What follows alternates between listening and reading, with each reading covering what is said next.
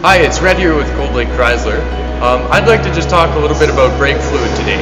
What people don't realize is brake fluid is one of the most neglected fluids on their vehicles, and we just wanted to share a little bit of knowledge today. So I'm here with one of my technicians, Scott.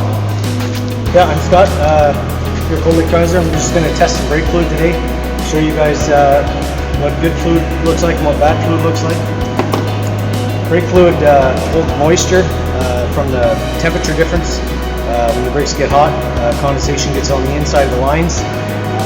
Water in brake fluid can cause premature wear to your calipers, cause things to seize up. And with the electronic components, through ABS module and stuff like that, it can create issues. So I'm just going to show you some fluid on this one. That's got a 1%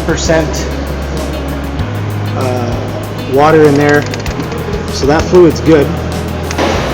This truck here is a little older, so I'm assuming that it's going to have a little more moisture in the brake fluid.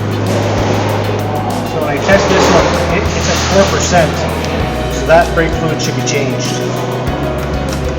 So if you think you might be due for a brake fluid flush, we'd be more than happy to help you out. Stop in today or call us at 594-2277 and we'll fix you right up.